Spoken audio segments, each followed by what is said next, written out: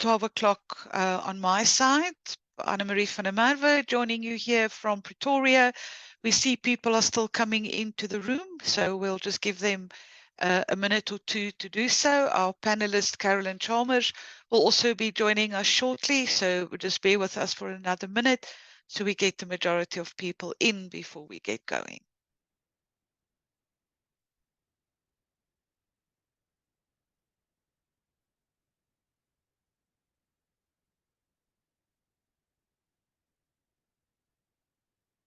Okay, I think we're going to kick off. We only have an hour, and we've got a mouthful, if I could put it that way, of a topic that we would like to cover today. So great to have you all in the room. Welcome with us. We're really hoping that you are going to find this topic and this conversation as enlightening and energizing as we think it is going to be, considering the panel and the speakers we have for you on the topic today. This is the first of a series that we would like to host during 2024 on this topic of PDOs, a new acronym for us, purpose-driven organizations.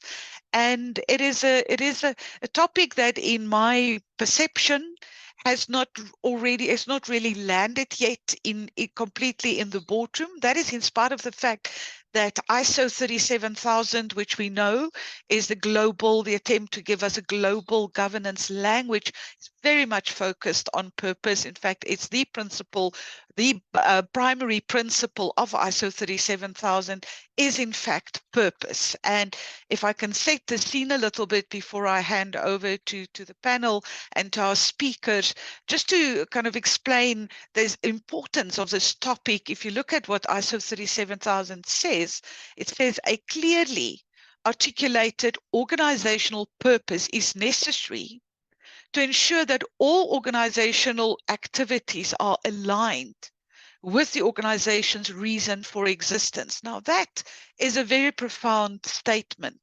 And obviously, ISO 37000 then elaborates on how to define and embed and communicate on the purpose. But to my earlier point about my perception of to what extent this topic has really landed in the boardroom, I don't think I am completely on my own on that perception, because I came across the other day a blog of one of our FluidRock friends, Dr. Peter Crow, who is based in New Zealand. And he says in his blog that he recently announced the findings of a research that were conducted over an 8-year period. And the aim of the research was to kind of find out and discover how many boards are fully aligned in relation to corporate purpose. And the findings, he said, were staggering. 5% of the participating boards were completely aligned in relation to corporate purpose. He says when board members and executives were asked, they all had an answer. They all had their idea as to the purpose of the organization. But only 5 out of, I think, 103 boards had one single answer, which clearly should be concerning, because how do you actually come up with a strategy? How do you come up with effectively allocating your resources, knowing, where you're going, so to speak, if we are not, as the leadership of the organization, clear on what that looks like? In my own conversations in boardrooms around purpose, I have been looked at a little bit kind of strangely when I raise this question as to, what is it? And I suppose you can use it, you can give it different terminology. I saw an article the other day, McKinsey, talking about superpower. What's your superpower? What's your why? What distinguishes you from your competitor? And. So it is a very broad topic. It is a complicated, complex topic. That's why we decided to spread it over a couple of webinars of this nature. And we're very fortunate that we started off with a very distinguished panel today, and I'm really honored to introduce them to you. We've got Dr. Victoria Hirth, who's dialing in from Southwest France with us today. Victoria told me earlier that she also has some South African links, which we're very glad to hear about. So she understands and she knows South Africa. She also did some studying, I think, in KZN, and did some work in Kimberley. But I think, Victoria, and you can elaborate on that, you call yourself a pracademic, or, practical academic, which is very clear from your CV. Victoria led the 5-year, co-led the development of the ISO 37000 standard, but she was also the technical author of a national standard in PDOs, in purpose-driven organizations, which is called PAS 808 2022. Not only that, Victoria has also she heads up the Sustainability Impact Advisory Committee for Unitera Venture Capital. She has over 20 years experience with working in the corporate world and specifically business transformation. She worked for 3M, she worked for Accenture, and also as a full-time associate professor in sustainable business and marketing. So a wealth of experience that comes through Victoria to us today. And she's very eloquently going to be supported in this discussion with two equally impressive CVs and individuals. Carolyn is a good friend of FluidRock. She's been on our webinars before. As we know, Carolyn, or you may know, is the CEO of the ESG Exchange, as well as the Good Governance Academy, where always say Carolyn is not only the left hand of Professor Mervyn King, she's the left hand, right hand, and everything in between of Professor Mervyn King. Also broad business and extensive experience. And then last but not least is our very, very good friend, our own CEO, Ronelle Klein. Apart from Ronelle I always call her, she's a strategic governance professional and expert. I just always am amazed to listen to the strategic angle that she brings to governance and the value she brings through that. Ronelle is currently, through the University of Sussex, enrolled for her Master's in Science, but focused on sustainable development. So I think you will agree with me that we have people in the room that can talk with gravitas, can talk with experience, and I think are also very passionate about the topic. And it's one of the reasons why we also brought them in. So we have quite an audience from all over the world, I saw, as the hellos came in. We really appreciate your time, and can say kind of morning, afternoon, evening, wherever you're dialing in from. But Doctors, I'm going to with that, hand over to you. What we're going to do is Victoria is going to take us through some background, so that it's important that she sets the scene, gives us the context so that we're all on the same page. Then she's going to talk she's got three kind of main topics that she's going to address, and we are going to interrupt a little bit in that conversation to bring in Ronelle and Carolyn to talk to her and to kind of respond and share their views on what Victoria has shared with us.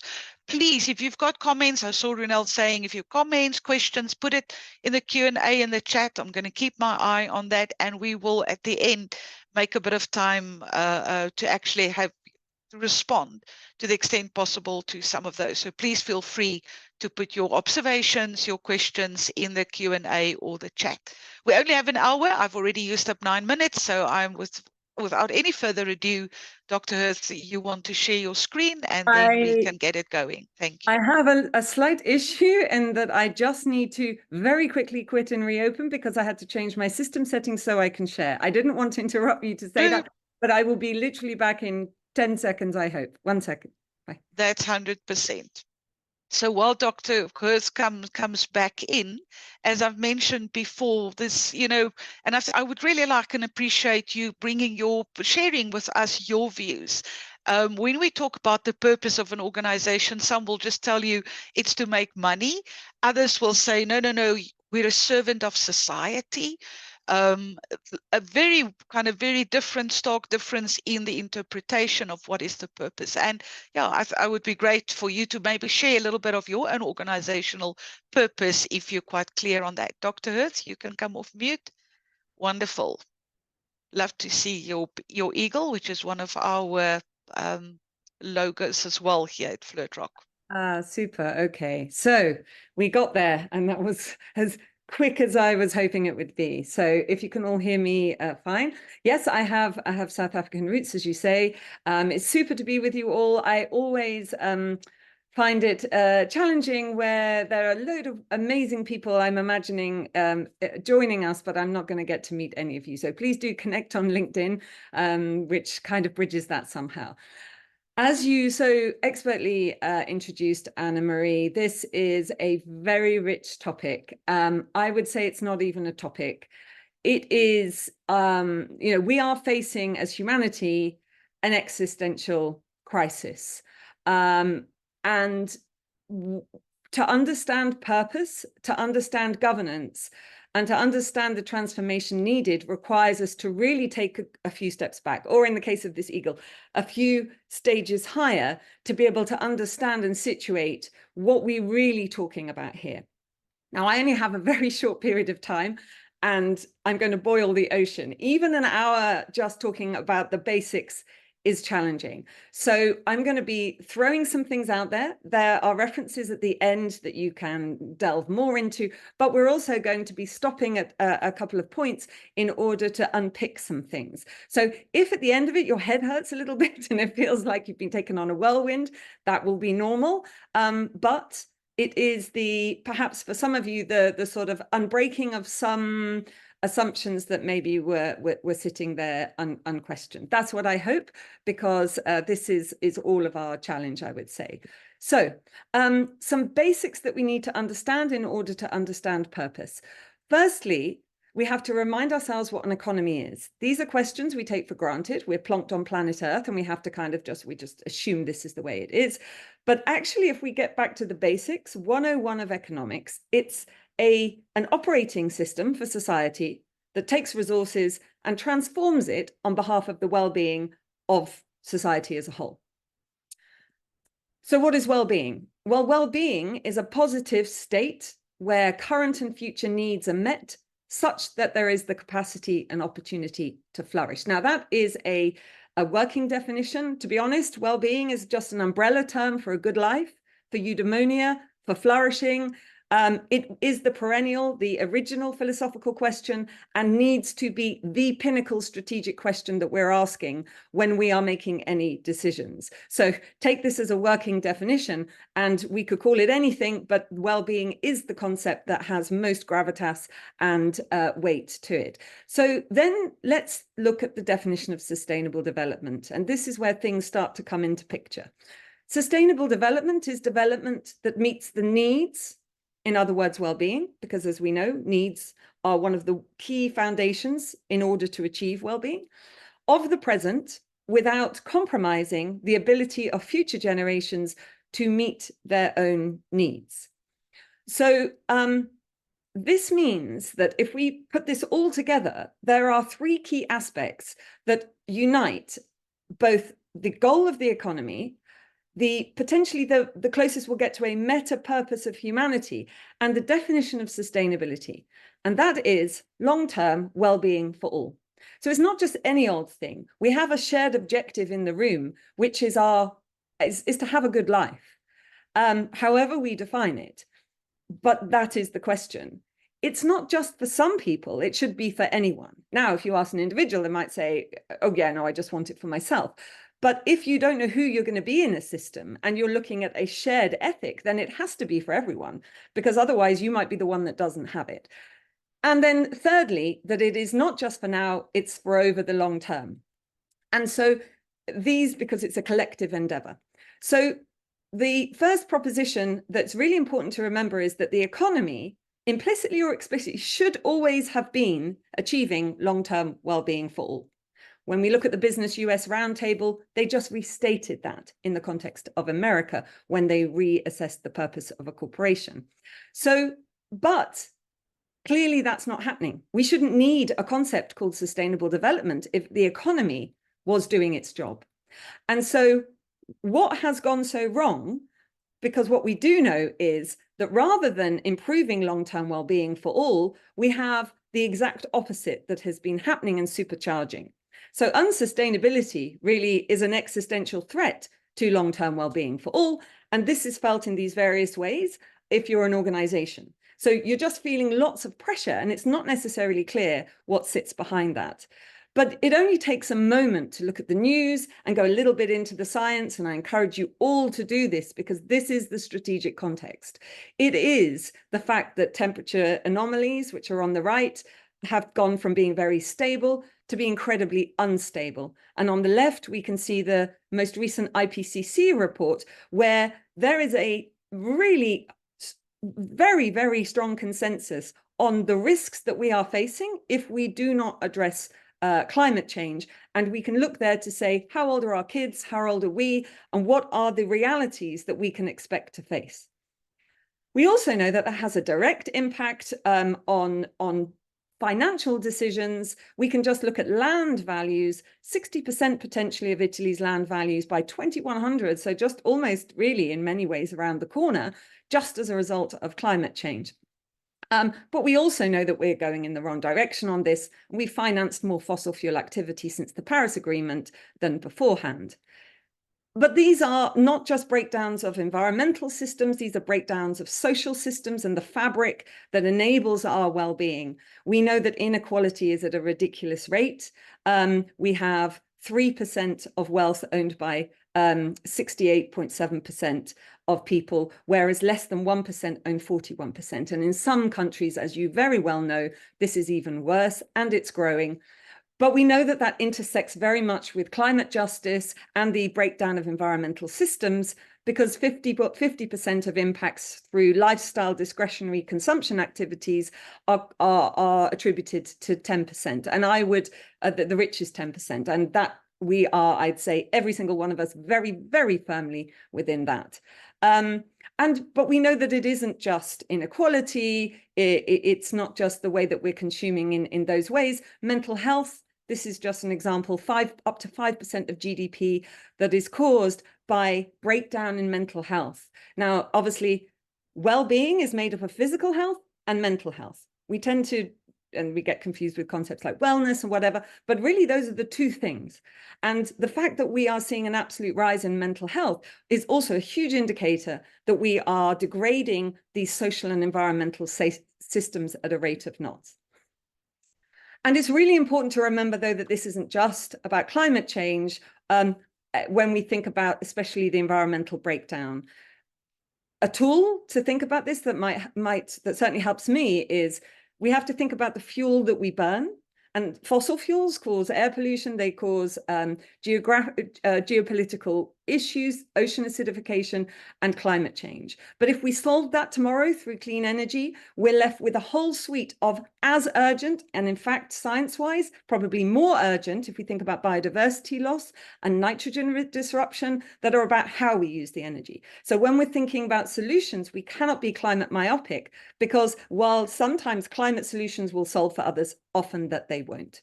So, and we know that the result of this is that we are asset stripping. Essentially, this is what's happening.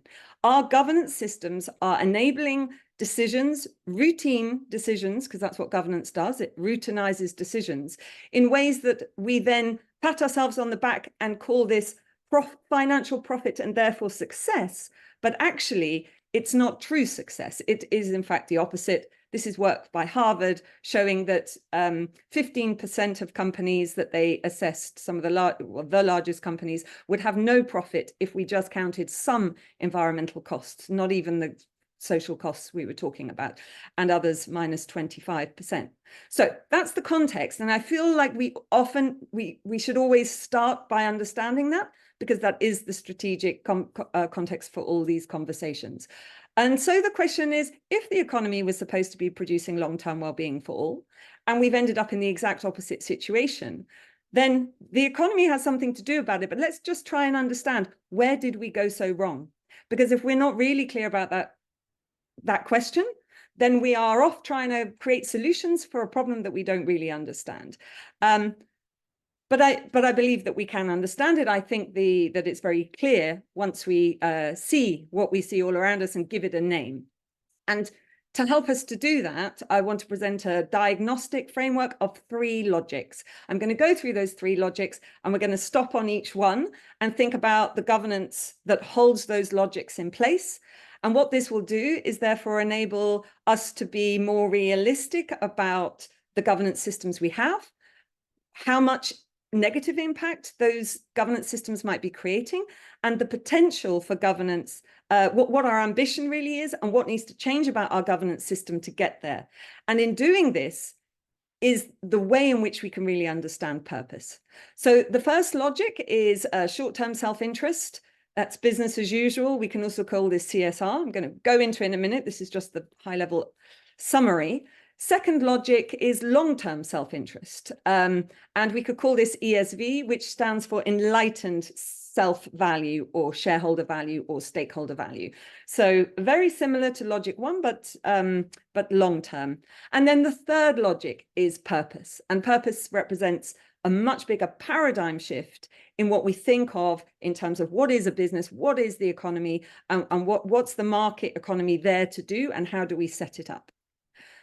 Before I delve into those three logics, though, I want to do a 2-minute summary. If that's, and please give me warnings on time, but I'm going to do this slide, then I'm going to focus on logic one. This is the 2-minute summary of ISO 37000, if you could have that. And I'm going to show the definition in a minute.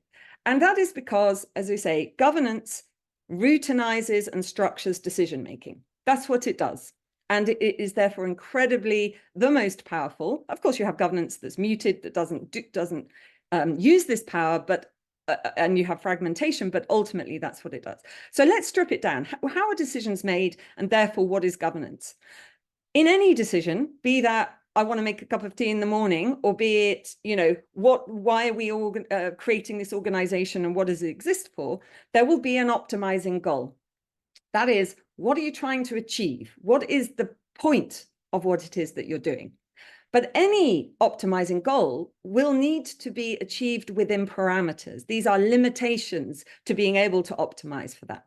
And those limitations are really important to understand, because they can be things like obeying the law, which is a choice. They could be your values. We don't treat people like that. We don't pay them less than that. We don't emit more than this amount of carbon within this quarter or this year. These are all parameters to decision making. And they can come in all kinds of ways. So they are both things that are imposed on you and things that you decide. And why that's really important is because we cannot talk about strategy unless we have those directional aspects in place. What is the objective and what are the parameters? So strategy is used a lot, but really that's what it is. How do I achieve an objective within these parameters, given the context I'm in? And so really that brings us to the definition of governance, which is in ISO 37000, a human-based system by which an organization is directed, overseen, and held accountable. So overseeing something and being accountable to it are anchored on the direction. And the direction is anchored on what are we trying to achieve within what parameters. That is the absolute foundation of direction. Without that, everything else is just fluff, really. But then once you're clear about that, the role of governance is then to oversee, have we achieved our goal within our parameters, and then be accountable to others for whether or not that's the case, and corrective action. Of course, it's more fluid than that, but those are the three functions of governance, and that's why direction is so important. So I'll just present this slide and then pause, because pulling everything I've just said together, it then becomes, in my view, and in the view of many others, quite crystal clear why we are in the mess that we're in, and therefore why it's a governance failure, and why governance is the thing that we need to focus on in order to resolve this. And that's because, and this is an adapted Herman Daly's triangle, he was an ecological economist, and his main insight was that an unsustainable economy, and why we have one, is because we are stuck in the middle of the triangle. And what that means is that we have decided that the best way to organize the market economy so that resources are taken and allocated to optimize for long-term well-being for all is that everyone needs to play their respective part, and essentially that finance is a good proxy for well-being. And that's because we say that people are self-interested, and citizens, who we now think of as consumers, are self-interested, and they want to improve their own well-being. And therefore, the market is the place they can purchase that well-being. And as long as they have enough information, and the more competition, the better, therefore the more choice, the more well-being you can purchase. The only real constraint to that is how much income you have. Because, of course, you have to buy your well-being. So the more income you have, the more well-being you have, which is why governments then focus on GDP, because it is a measure of how much money they're putting in the pockets and can put in the pockets of people to buy their well-being. We then look at companies and say, you just focus on your profit maximization and you're doing the best job you can for society. And if you're earning more money, you must be really providing a lot of great well-being for society. The problem is that no one is governing whether or not this is the case. So long-term well-being for all, the ultimate objective, is not governed, and it's actually off limits, because we say to companies, it's not your job to think about well-being. Read preferences and demand in the market and supply it. Just leave the rest. And if there's a problem with that, society's going to make it known through law. And obviously, you're not going to lobby us to change those laws, because that's not how it should work. At the same time, the parameters, in other words, the core limitation that we see to making as much money as possible, is financial capital and the stocks and flows of it. So when we think about all of the governance regulation that's out there, what we ask people to focus on and what the law focuses on is how much money have you, what are the stocks and flows of financial capital, your balance sheet, your profit and loss, which means that natural, human and social capital, which underpin that, maybe you measure it, maybe you don't. Obviously, multi-capital accounting is trying to bring that in, and only a few companies are doing it if they want. The environmental and social systems that underpin that are out of sight and out of mind, and the stakeholders that gatekeep all of that also. So we don't measure and we don't count and we don't understand the stocks and flows of the resources that underpin financial capital. We just focus on that as the core parameter for decision making. And in terms of the reason we exist, which essentially all our innovation is filtered through, is this going to work for our self-interest? And in business as usual, the momentum is towards the short-term self-interest. So I'm going to pause there, because thinking about how the governance that we've described there is manifested within our organizations, and the reality of that and facing that tells us the first really important thing, which is where we have gone so wrong, and therefore what it is that we need to fix. Over to you. Thank you. This is kind of, I don't want you going so well, and there's so much wealth of information coming through, and I think already a lot of food for thought. Carolyn, I'm going to ask you and then Ronelle to come in and kind of share your views on where we are with this first logic. I think, Anna-Marie, in working with corporates, big and small, listed, unlisted, multinationals, provincial, local, what I find in this is that we don't actually acknowledge that that this is what we're doing. It's financial capital, it's short-term self-interest, because that's the way it's always been done. That's how we've been raised. That's just, it's inherent in the system that we work in. And so we don't ever consciously say that actually we're all about financials. So when people say our purpose is to make a profit, everybody goes, oh, no, that's terrible. But actually, that is the purpose, is to make a profit inherently, instinctively. So it takes quite a conscious thought by organizations, by the organization's leadership, to say, but, and more. And I just think in the South African situation and context, we have things like just bringing in another capital or another resource, being human resources. We are significantly ahead of many countries around the world because Black economic empowerment, broad-based Black economic empowerment, has been a cornerstone of our democracy. So we have had that recognition. And surprisingly, that recognition hasn't filtered into our organizational purpose, because we're still in that frame, that logic that says we're actually, the system is a financially based system. So how can we have human capital in any way represented in the purpose of the organization? Surely that's, to Victoria's point here, that's off limits or not costed. So we do have things like the best company to work for, and we reassess that information once every 2, 3 years, 5 years as we enter the organization. We do have our annual submissions on our equity targets, you know, our gender diversity, our racial diversity, etc. But we don't have that built beyond those metrics and targets into our organizational strategy and purpose. They're built into our human resources strategy, but not a fundamental of our organizational strategy. And even more, as we'll get to the next points here as to what Victoria was saying, is in our purpose, which will then drive the value generation and the strategy of the organization. So we see it more as parameters. We see it more as parameters as opposed to an inherent purpose of the organization. No, I think, and Ronelle, sorry, Victoria, you wanted to say something? Oh, not if Ronelle wanted to say something first, because Okay, let's get Ronelle to say, and then Victoria maybe respond to both of them, because I think Ronelle will support putting words in your mouth, Ronelle. But that's what we see in boardrooms as well. Absolutely, and it might be in this logic one off limits and not costed, but it is paid, and it's paid by society. And you might think, well, I'm middle income, or you know, where you said that it doesn't affect you. But for example, if you just look at the situation, and these situations are these examples you can get anywhere in the world, but in Johannesburg, in South Africa, there are 600 abandoned mine dumps all across the city. Now, the companies that have extracted that, have made money from it, are gone. So the situation now is that when the wind blows, these a lot of these mine dumps are radioactive, and this dust is blown all over the city, and we all inhale the radioactive material, uranium, whatever else comes from it. So we are all paying. So in some people's minds, they think that they can avoid the cost, they can avoid the payment, but we all pay, no matter what your background is, where you are at. And this is an example because air is so crucial.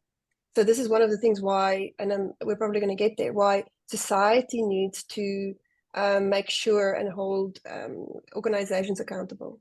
Thank you.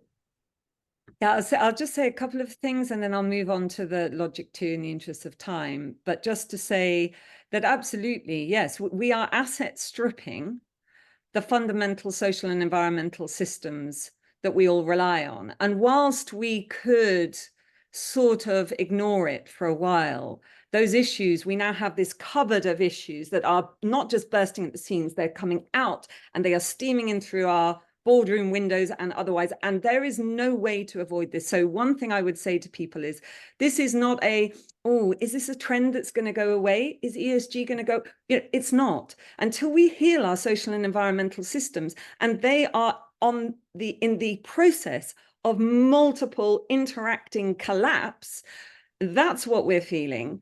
And if we don't open up our box and let that chaos into the boardrooms, it's coming in anyway. It's just not going to be recoverable from. And so the cost, we're paying the ultimate cost, which is that humans may not be able to now or for future generations have any kind of quality of life on planet Earth. That is literally what the science is telling us. It seems bizarre, but it's true. So let's look at the science and use that as the real context for our decision making, because it's here. It was here for decades. We just now literally can't ignore it, even within this tiny little middle of the triangle box. The other thing I would say is, and I really loved what you said there, Caroline, about human resource. Just a point of, and this is my perspective as a point of like distinction. What you choose to be your purpose, and we'll get to that in a minute, in terms of definition, in terms of your and in terms of definition, is a optimal strategic contribution to long-term well-being for all people and planet. So you can't do everything, but what is your optimal, the best work you can do that strategically aligns to that? And that means we're all unified in our common goal, but we're also very distinct and clear about the bit that we do. And that is what will drive forward that innovation and et cetera, et cetera. However, we can't underestimate the importance of these parameters, because parameters of decision-making are hard lines. And so if it isn't the thing you're trying to optimize for, and it could be that human resource is, and there are companies that say, we exist to provide, for example, the best first job for people. That's putting human resource as your reason to exist. But even if your purpose is any other contribution to long-term well-being for all, you know, helping local disabled communities, you know, there's a pathway you can create to say, this is the best work and we really need to do this. Or it could be solving climate change because you're that big and you can do it. You still need to do it within a way that protects a minimum level of health of your human input into your organization that allows it. That's your human capital, but also the bigger social systems that underpin that. Now, doing that and being clear what that is, what is the minimum health of our human, you know, stakeholders in our system? To do that, you need to ask the question, what is human health? What is health of this particular stakeholder? Have those conversations, bring that into the room, make that a clear parameter. Well, that means that we do not create a psychologically unsafe environment for people to work in, for example. Now that encoded as a hard parameter in decision-making through governance is hugely powerful and a million miles from where we are now. So it's that sort of, you know, what's your, and this is again where governance and ISO 37000 can help us clear a lot of things out. There is a big difference between what is your objective and what are your parameters. What are minimum conditions versus what are we going to just do as quickly and amazingly as possible? And that's where we get lost. Anyway, we can go more into that because it's super, super important. But then moving on then to second, and this is really, really critical. The last 20 years, many of you may have heard the talk about, you know, especially after the financial crash, everything's fine. Hey guys, the current form of market capitalism is no problem. We just need to think long term about it. You know, we're just, you know, there's no reason, there's nothing in business as usual economic thinking that says you have to do this in the short term. It's just the momentum of the financial markets and the technology behind it that means that we're so short term, and the pressure from shareholders to take money as soon as possible. So let's just find ways to govern that change that. And actually, before I say that, I have to just mention, and the reason this is called CSR, and this is the thread to my next point. It's called CSR because because what this governance logic does dictates your investment case, your business case, your ability to do or not do something throughout your organization. If you're a well-run organization, then that will be really clear and consistent. And what that means is, in this short-term self-interest, and this is what Carolyn was saying, if we really think about it, this tells us what's going on, is that ultimately, if you want to make a decision, if you can't filter it and make a case that it's in the financial short-term best interest of that organization, it's unlikely to get through. And when we talk about, let's make the business case for, what we mean is, how can we make this sound like it's going to make us money quickly? Because if we're not, it's not going to get through. Now, that filter for decision-making is the basis of which we know we're in the middle of the triangle. And I hear it everywhere. I work with executives of all kinds. And ultimately, this is the pinch point, which is why purpose becomes so important. So CSR, because then what happens when unsustainability hits you at all directions? How can you respond if you're in the middle of the triangle? Well, you can only respond if you can make a business case to say, this protects our short-term self-interest. And so you get essentially placating stakeholders, left, right, and center, because they're powerful enough to enter for there to be a business case. Oh my gosh, yeah, people are leaving us because we're not high on the ESG rankings, right? Let's get high on the ESG rankings. Oh, you know, staff are feeling a little bit demotivated. That's really showing up in X, Y, and Z, and we're losing sales. So let's do a volunteering program. And you get a whole range of activity that has no coherent logic other than it protects short-term self-interest. And that matters because when we turn to long-term self-interest, it is not a small thing to move from short-term to long-term decision-making. Because what happens is you have to broaden your understanding of what is the basis on which you do make as much money as possible, if it's anything but the short term. So you move from hyper-transactional to, hang on a minute, we could divert all of this money to shareholders or to our bonuses this year, or even to a nice, you know, staff jolly, but actually, we have noticed that our stakeholders are unhealthy and you know, and they're unhappy. And if we don't do something about it, in 2 years' time, we're not going to have orders. Or, you know, our staff are unhappy and unwell, and stress rates are going up, because we're actually asking that question now, because we're wondering, on what basis do we make our money? Oh, we better find out. So you start to say, what is the basis on which we make money in the longer term? What state are those systems in? And by the way, as soon as you ask that question, you realize most of them are in a dire state, especially when we get to the social and environmental systems. And then you start to say, well, what can we do about it? So if you're just going down to your capital inputs, that would result in some change to decision making. If you're starting to understand the environmental and social systems, that would lead to different business cases that can be made. What we have is immature enlightenment at the moment for those companies. So they might get climate change. They might actually understand a bit about the science and make that climate change parameter something that is actually, you know, valid in terms of helping the system. They might even say, oh God, we can't actually do this on our own, so we better collaborate and we better lobby for this, because my God, you know, our business is not going to be around, but we can only, you know, it doesn't help if all we do is sort our carbon emissions out. However, as we've said, and I've said briefly, there are a whole suite of these issues. If we look at planetary boundaries, sustainable development goals, and we don't have time to do one at a time, because this is the ESG agenda that's unfolding politically. We need leaders. If you're truly enlightened and you say, yeah, we buy the market economy setup, we want to make as much money as possible in the long term, then to be truly enlightened means to properly understand all of those systems and their health, to properly understand that the ESG agenda, while we've gone to 0 to 60, we have a long way to go, because what we're essentially doing is saying, change all your business model to the parameter of climate change and a little bit of social and maybe a bit of biodiversity, maybe. But we need to have, these issues are all urgent, and we need them all on the page at the same time, so we can apply our creativity to transform our business models, not once and then the year after, and then it's not going to happen. We'll drown in bureaucracy.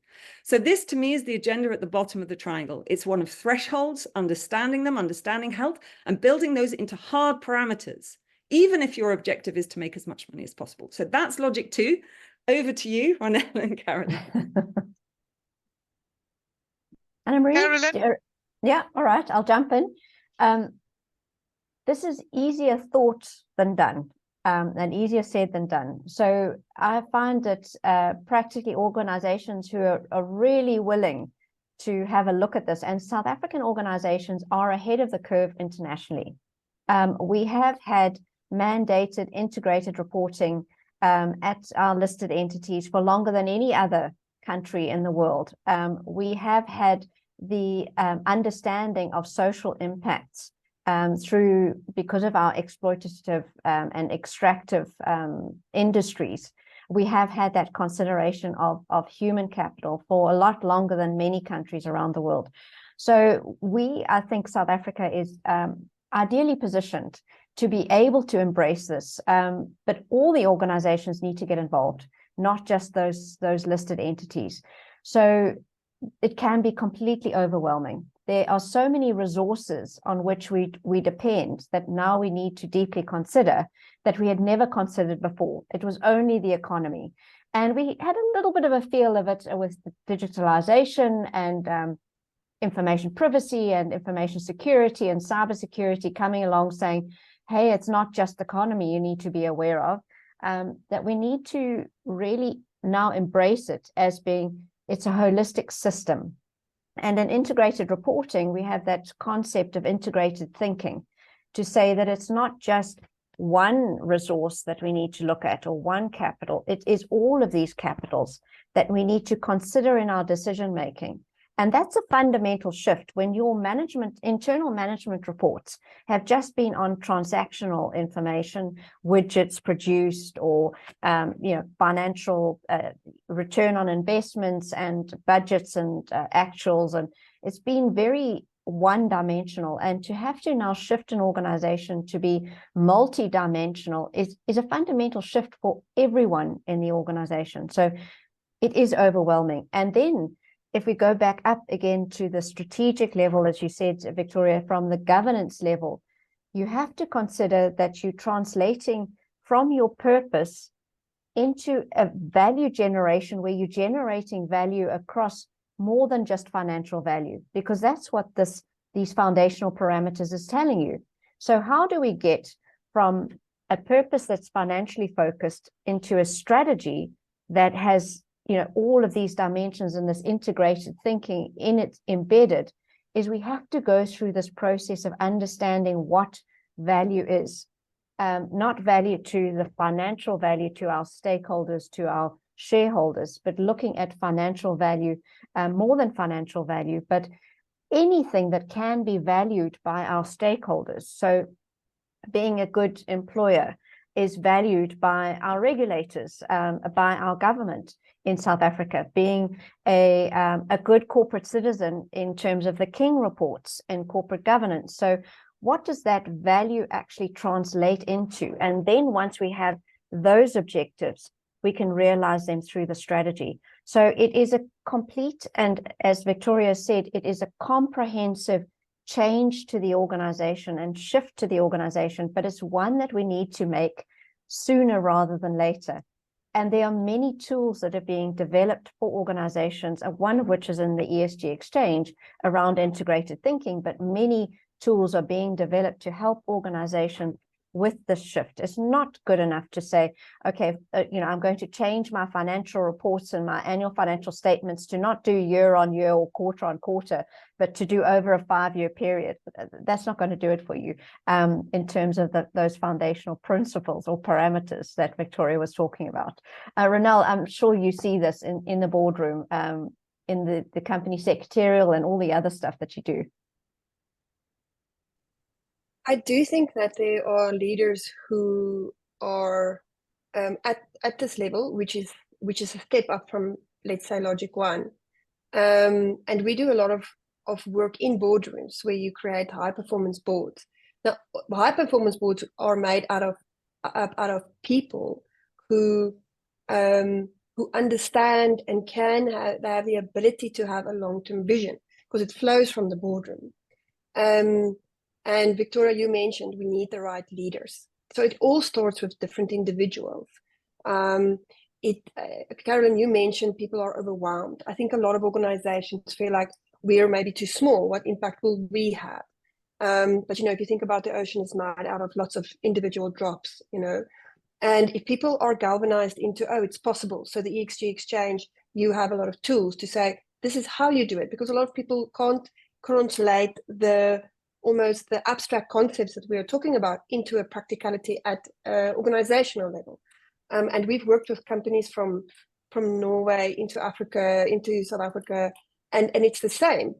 I think a lot of people are actually willing. A lot of people see, a lot of people do not, you know, as well. But a lot of people are actually saying, we do want to make a difference in our role. If you're an independent non-executive director, what language are you bringing to the boardroom? You know, one of the things that you will have to do is explain what we are talking to today to the board, or help them understand. And then, you know, a lot of what we're doing with executives is also to say, well, your board have set a vision.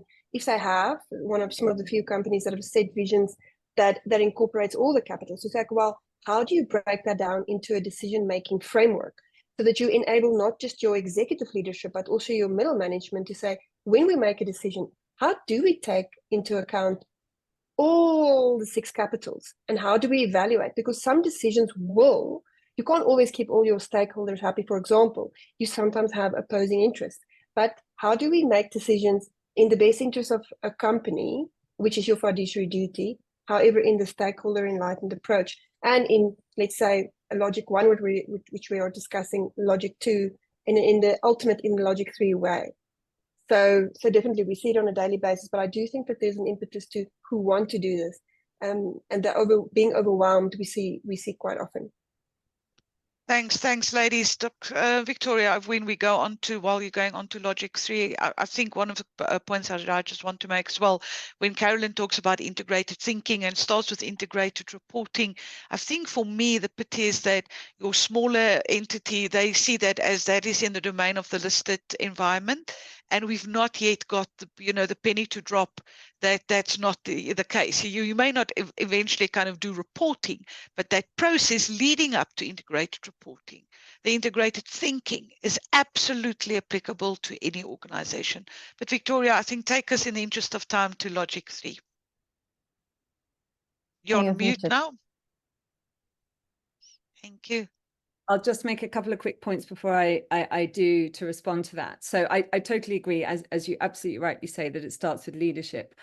The important point, and why we're here in a governance discussion, though, is that it has to move from leadership to a system of governance that endures beyond any particular leadership. And that is the point of a governing body and a governing system. And that's where ISO 37000 and PAS 828 come in, because they describe what that looks like, what governance behaviors would be routinized within a governance system, so that that system is able to be the well, eventually, and that's what we're going to, the whole triangle, and not just the middle of the triangle. And so I think that sort of translation from one to the other is really the core point, because governance is what, despite us wanting to do something different, locks us into doing the thing that we know is killing us. And therefore, it is the thing that can unlock us to routinely do the thing we know that is right. But it's hard, but it also holds the feet to the fire once you start going beyond aspirations and start looking at your, what we would call hardware, cultural hardware and cultural software, which is essentially how your governance system manifests. But that's maybe one for another time, governance and culture, that would be good. Yeah, anyway, so we mentioned the ESG and how that's unfolding already. So logic 3, purpose. By this point, you probably have made that leap already, that what purpose does, the whole triangle is a sustainable economy. And we have to really think also about that definition of an economy.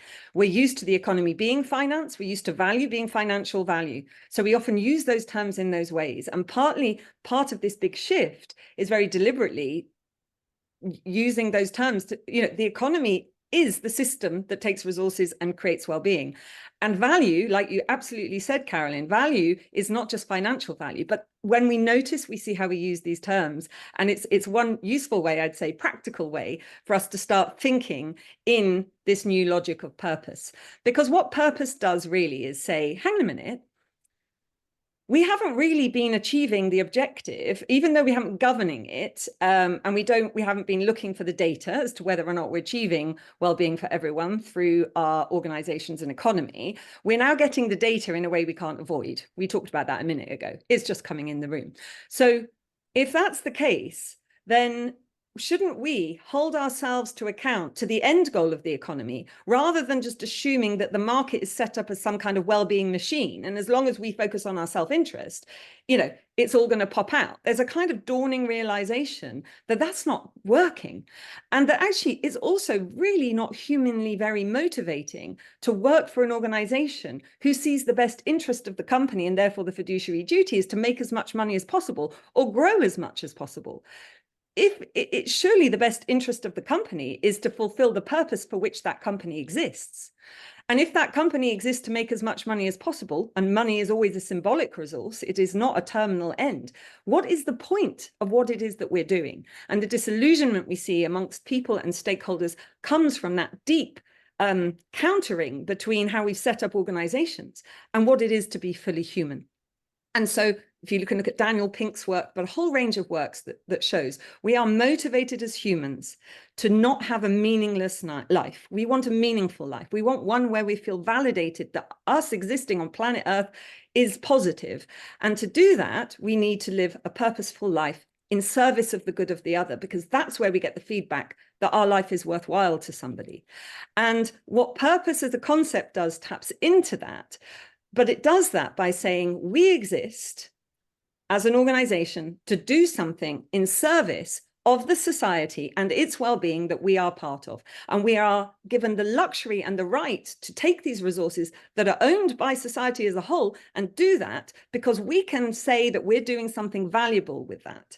At the same time, obviously, we need enough financial capital to pay the bills, meet stakeholder expectation, including shareholders, and optimize the purpose. That's the basis on which finance needs to be judged. We also need the stocks and flows, obviously, of the non-financial capitals. We need everything at the bottom of the triangle to be healthy. So that's, in essence, what the purpose logic is. And you can see that it's a paradigm shift, because in remembering the goal of the economy and bypassing a lot of those assumptions about what the economy is, puts you in a different place to the majority of the language and discussions and assumptions that most people hold. And it requires the governance objective, and therefore the basis of governance direction, to be expanded at both ends of that triangle. This is, Paz, I know we've only got 5 minutes left, so I'll just put this briefly up to say this is the freely downloadable British Standard in Purpose-Driven Organisations, which was built from internationally expert people who happen to be in the UK. So we definitely an eye to the international to say, what's a first cut, really, taking in all that wisdom from various groups that you can see at the bottom here, but and beyond, to say, do we have consensus, really? And leaning very heavily on ISO 37000 as normatively aligned. And what we're hoping is that this then goes into the international level to say, what does the world think about this? You know, do we have enough consensus to say this is what governance that aligns an organizational decision-making with a sustainable future look like? And once we have that, then we can much more easily understand where we're going so wrong with our current governance systems and bridge that gap. There's also a LinkedIn, if you put PAS-808 into LinkedIn, there's an implementers group that you can join, and it's just a very informal people just, you know, playing around, maybe formally auditing themselves, although it's not, you know, certification standard, or just using it in different ways. And then, of course, ISO 37000, which I don't need to talk about. And in fact, I'm going to stop there. I'm just going to stop there. There we go. I'll go back to the triangle so that.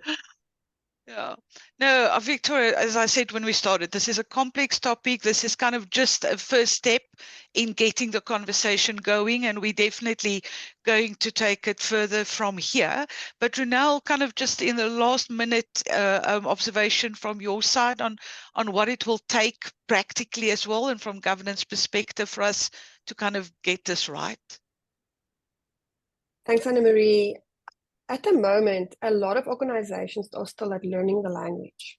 Learning a shared language, and that's something that ISO 37000 really helps to give people. It's an international standard, and it is a standard that in my view, I've seen where the first step is sometimes, if you have shared language and shared understanding of some of the concepts, you can start actually having conversations. Because a lot of organizations are still on the immature level, which is not a criticism. It's good to realize where you're at so that you can then start moving forward, and you have a view of, you know, it might take you decades. That's why I think Victoria is also saying it's like governance should be, and board should be systems that's in place regardless of the people serving there, because you need to hand over the baton like a relay race. And that is why I would urge people to kind of really become au fait with ISO 37000. Carolyn did a course for us. We have it, but I'm not just punting that because we have it. It's just so absolutely, absolutely valuable to start with that shared language, shared ideas, and this standard that Victoria shared. I definitely will go and have a look at that as well. So that is from my perspective: is understand the terms and the objective and where you can go, because you can you can make a difference as an individual on your platform where you are serving. Thanks, Ronelle. Carolyn, from your side in the last minute before I wrap up Last for minute. us.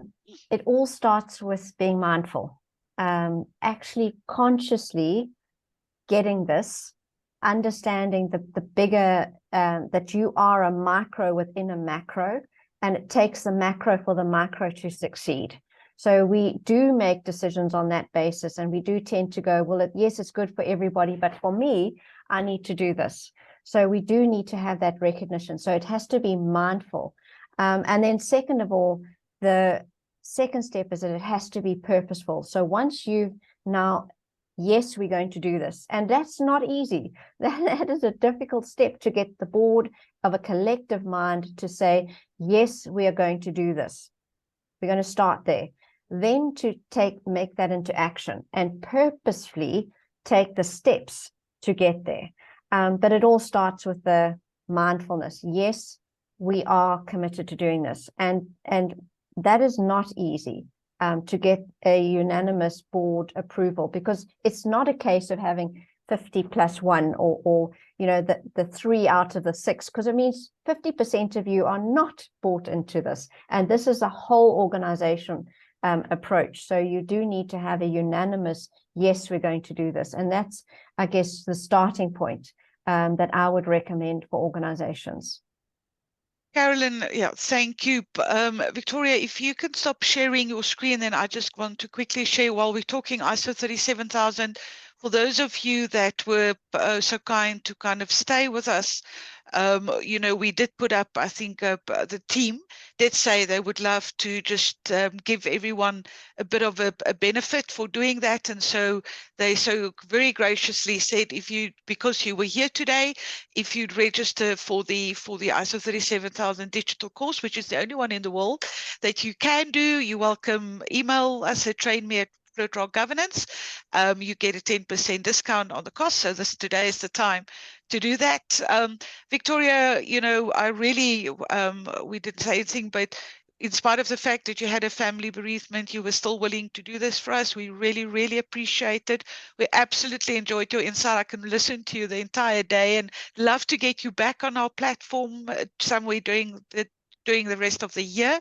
Ronelle, Carolyn, as always, competently capable people to have in the room on topics of this nature. And thank you so much for your insight.